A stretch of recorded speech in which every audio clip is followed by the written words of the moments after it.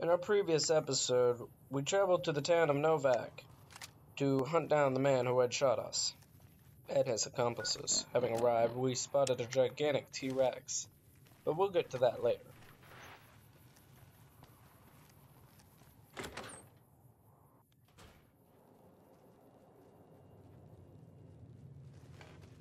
Having our rifle ready in case of any kind of combat, we head into the front desk of this little inn. Turning to the right, we spot a nice lady. We haven't met yet. I'm looking for a man in a checkered coat. Goodbye. The lady has told us to head up and check and ask Manny Vargas where the cons were headed.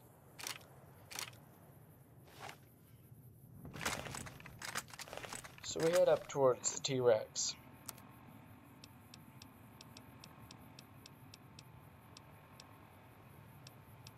We draw our submachine gun and our rifle, cycling through our many weapons.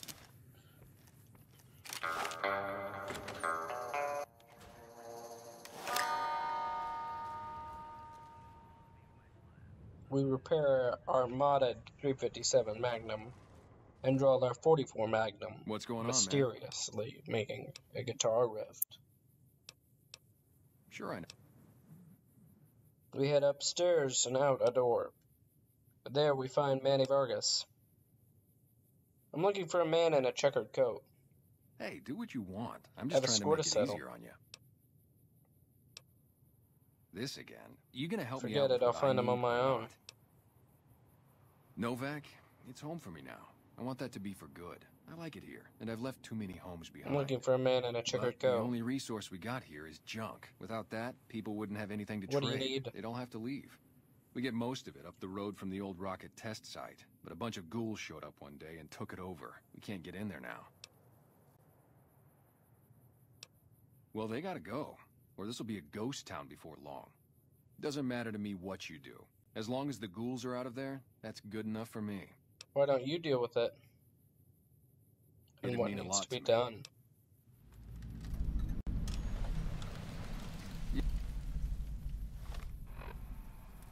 Okay, I'll see what can be done. What was I supposed to do again? And goodbye. And we get the quest, come fly with me. Frank Sinatra would be quite pleased. Pulling our 44 Magnum, we once again hear the mysterious guitar riff. Heading out of the dinosaur, we wait a second to get a judge for the breeze in the air.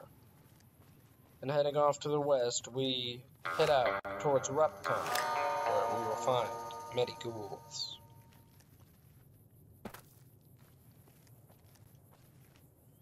It would appear some people do not know common decency, as there is a burning trash fire to our left. As we head down the broken and battered road, I can only assume that it was paved by crappy construction workers.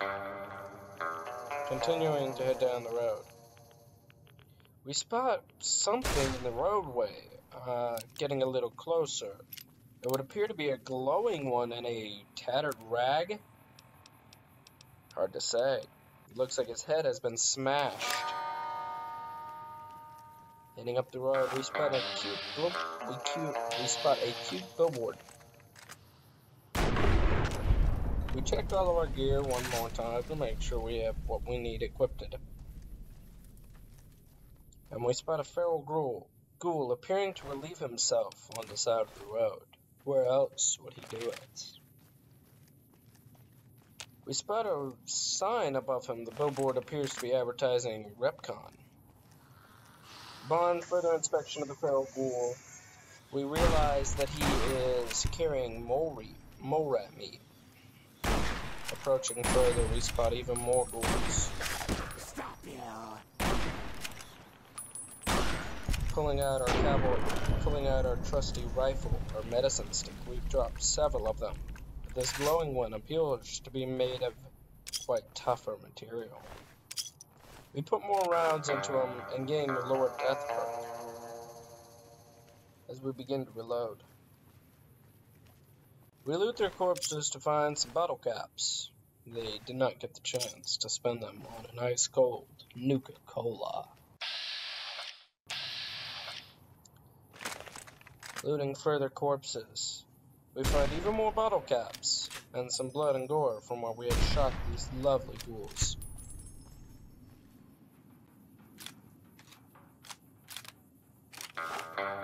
Pulling out our heavy sniper rifle, we try to take some pot shots. With the second shot, we managed to take the head off of one of the ghouls, reloading to ensure that we have plenty of ammo. We pull out our close-range weapon as ghouls love to get in close to try to sink their vicious, zombified teeth into your neck. We find several burnt-out cars, and a ghoul charges us from the southwest. We drop him with one round to the head, blowing his head clean off. Now I know why many people love the 44 Magnum. We find an ash pile with a rebar club and a stealth boy. Not sure who or what would carry these two odd items. We decide to loot several items, bottle caps, a chessboard, though we will not keep it, as I am shit at chest. We loot more bottle caps, and shoot the coffee mug for target practice. Why not? We find a dead ghoul with bright Brotherhood robes and some ammunition. We find a footlocker with 7 bottle caps and some ammunition cases on shelves and on a table, and beside the table. Here we drop the chessboard, as it is a useless item, being that I have never played chess in my life. I much prefer the taste of Russian roulette. We found a grenade box with several fragmentation grenades, 5 to be exact. Your result may vary. We find some energy cells and some microfusion cells, a mine box with 3 fragmentation mines, another ammo box with some energy cells and microfusion cells. And on the opposite side, we find a dose of jet, a dose of Med-X, and 3 doses of jet, as well as a first aid box, which for me had a stem pack. I'm not sure if it will be the same for you. The Nuka-Cola bottle on the table is empty, and we walk right over a bright Brotherhood corpse without looting it. Onwards to repcon, and over the distance we see 2 power pylons sticking out of what appears to be a domed building.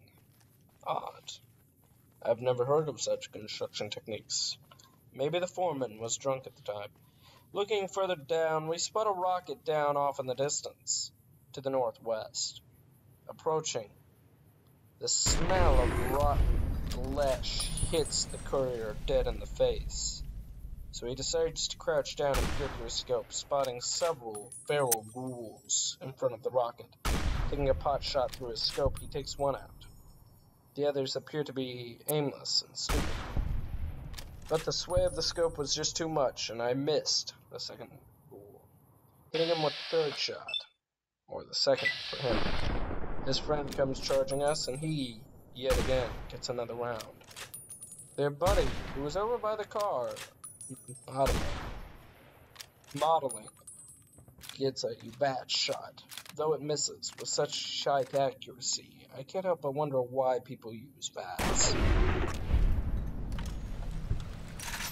Engaging even more, I decide that this is a job for a close-end weapon. We wait for him to get closer and drop him with our 45-70 government-issued lead. Pulling the 44 Magnum and its mysterious guitar riff. We head down for further inspection of the corpses to see if they, too, are part of this bright Brotherhood. Curious. We find one. He appears to be carrying some microfusion cells and energy weapons. Could he be perhaps a sect of the Brotherhood of Steel? The rest of the feral ghouls have minor loot, including one which has human flesh on him. He could not have gotten this from the bright Brotherhood ghoul. We continue to head up the stairwell There, our Pip-Boy lights up 2 targets from the distance. We spot them and engage with our 44 Magnum. As they approach, we take pot shots at their head. Everyone knows to kill a zombie, you have to shoot him in the head. We blew their head. With 44 Magnum rounds, it's no surprise that we managed to blow their heads clean off. Having cleared the front gate and discovering repcon test site, we head for the front door. Go to the big room on the east side of this building and take the metal staircase all the way And up. enter. And hurry. We hear a voice over the intercom. Who I am doesn't matter, Smooth Skin. Stop wasting time and get up here. Sure. Stop wasting time.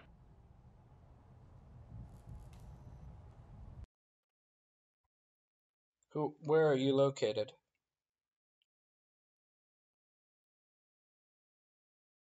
And there we end the story. Tune in next time for the story of repcon test site. So this has been added to the last bit of the audio track for repcon Road, our most edited project yet. So I have yet to figure out how to work credits, so I'm just going to tell you guys. 2 people on Twitter have been an amazing help on the YouTube for the channel, and once I figure out how to add credits in Adobe Premiere, I will be sure to add their names to the credits. But until then, their names on Twitter are @AttackOnYarn Alexa. You are amazing. Thank you for the design for the shirt, the idea for the shirt. It is available on the shop as of now. And @MDova1, you are amazing. Thank you for the banner. Unfortunately, YouTube screwed it up. They cropped a lot of it out. I apologize for that, but it will be worked into a video soon. And I thank you all of my lovely subscribers. You guys are amazing. You make it so worth my while to do this. So thank you very much.